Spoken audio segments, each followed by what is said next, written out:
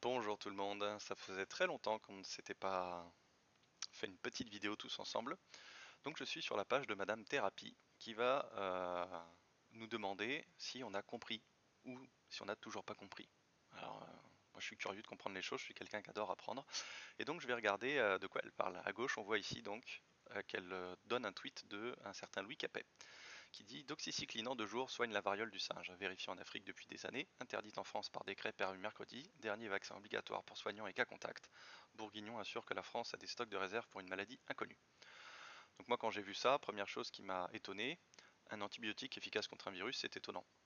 En effet, la doxycycline, vu que je travaille avec tous les jours, je sais pertinemment que c'est un antibiotique. Je sais aussi, pour avoir regardé quelques informations, aussi bien sur Wikipédia que d'autres sources un peu plus médicales, que la variole du singe, c'est un virus. C'est causé par un virus. Donc je suis étonné qu'on utilise un antibiotique, puisque je vous rappelle que ce n'est pas efficace contre les virus, en général. Il y a peut-être des cas exceptionnels, mais par défaut, un antibiotique, c'est contre une bactérie que ça s'utilise. Et ce n'est pas anodin de donner des antibiotiques à des personnes, puisque ça provoque des résistances bactériennes. Et le jour où on aura de manière très courante des bactéries multirésistantes, on sera très déçu de n'avoir rien pour combattre des infections, même banales. Donc j'en parle ici rapidement. Et donc j'ai aussi précisé pourquoi prendre un médicament pour lutter contre une maladie inoffensive. Alors il y a peut-être eu des cas sévères liés à la variole du singe, mais en général c'est une maladie qui ne provoque pas de très gros désagréments. Et c'était aussi un pied de nez, puisque Madame Thérapie a pour habitude de ne pas trop aimer les médicaments. Donc je lui rappelle ce fait qu'elle a dû oublier, puisque là, visiblement, elle voudrait en prendre. Et puis j'avais regardé très rapidement, j'étais tombé sur des sources que je n'avais pas vérifiées, qui parlaient de cette doxycycline et pour traiter la variole du singe. Et voilà, j'avais fait confiance à ce que j'avais trouvé, mais j'ai décidé, donc ça c'était hier soir, j'ai décidé ce matin de faire des recherches un peu plus poussées. Et puis bah, j'en profite pour vous montrer ce que j'ai fait, pour vous montrer ce que vous pouvez faire du coup pour vérifier des informations.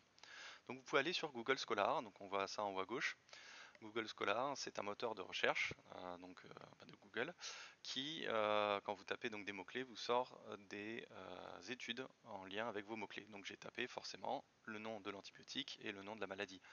Alors faites-le en anglais, si possible, vous aurez beaucoup plus de résultats. Donc monkeypox, c'est le mot en anglais pour variole du singe.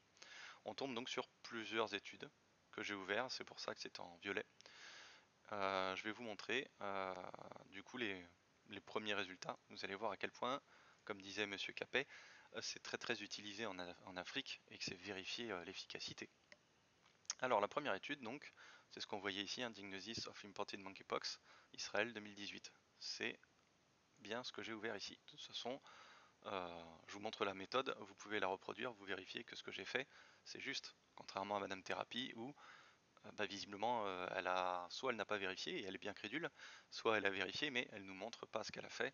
Donc impossible de vérifier ce qu'elle a fait.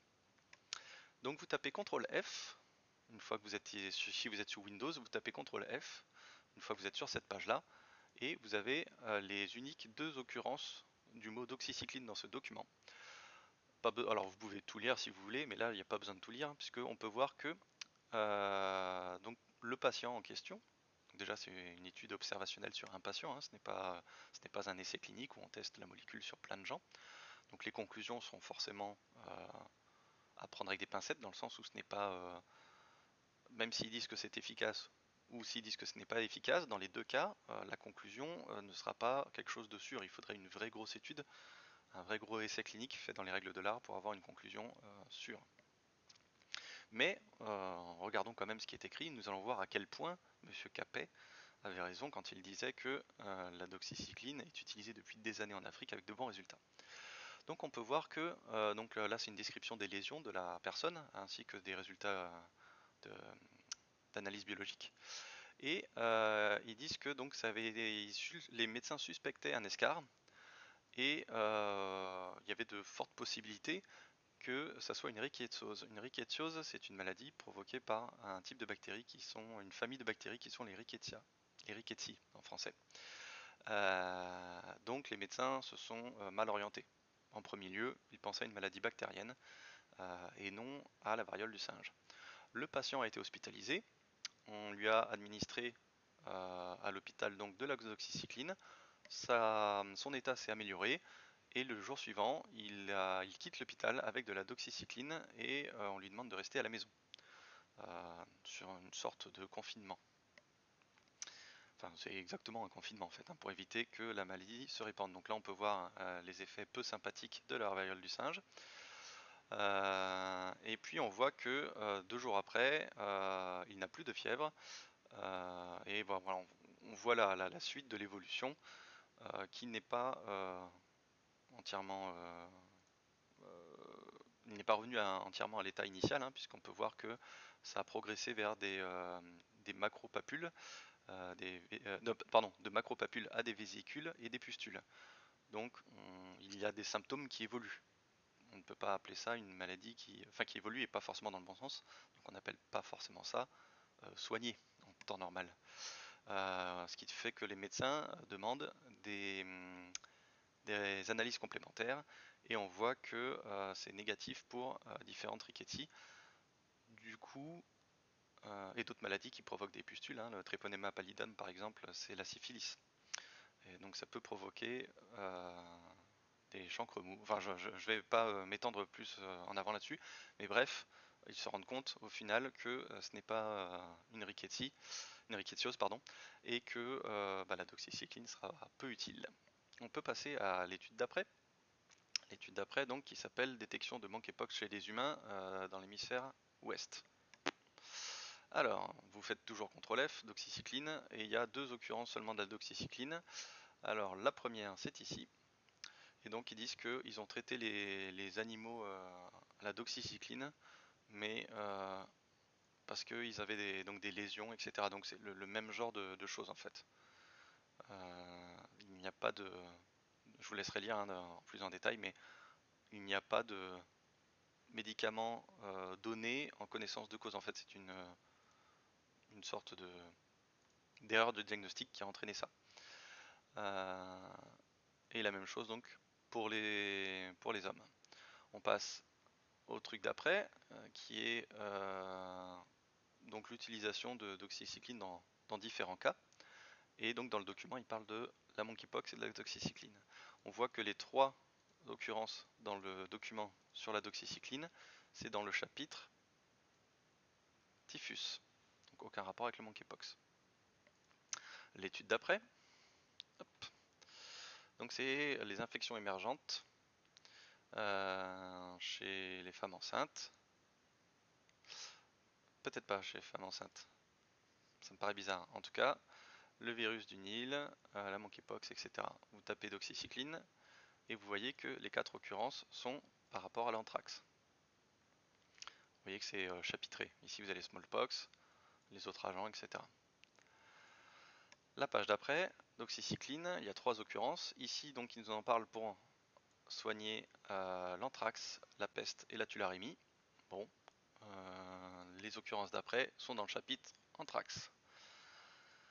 Et ici, on voit que les 6 occurrences de la doxycycline sont pour soigner la psittacose, la brucellose, la leptospirose, la maladie de Lyme et la tularemie. À chaque fois provoquée, je vous le donne en 1000, par des bactéries. Voilà. Est-ce qu'on va plus loin? Je ne sais pas. J'ai ouvert déjà de nombreux liens, tous ceux de la première page, et je ne trouve rien qui puisse confirmer ce qu'a dit Louis Capet. Voilà ce qu'aurait pu faire Madame Thérapie pour s'enquérir un peu de la véracité de cette personne, de ce que dit cette personne. Donc la doxycycline en 2 jours soigne la variole du singe, je n'ai aucune preuve scientifique de ce qui est dit. Comme la personne ne donne pas de lien, pas d'explication, on ne peut pas vérifier. De ce que j'ai vérifié en tout cas, ça ne m'a pas l'air vrai. Interdite en France par décret paru mercredi, je n'ai pas vérifié, ça c'est d'un point de vue légal, moi je ne m'enquière que de vérifier d'un point de vue scientifique. Les décisions politiques ne m'intéressent pas. Euh, voilà, je vous laisse à votre propre conclusion. Est-ce que Madame Thérapie sait faire des recherches, sait vérifier les choses? Je ne sais pas, puisque peut-être qu'elle a raison et moi tort, mais de ce que j'ai vérifié pour l'instant, je ne peux pas lui donner raison, et vu qu'elle ne me montre pas sa méthode de recherche, je ne peux pas savoir si elle a raison. Bonne journée tout le monde!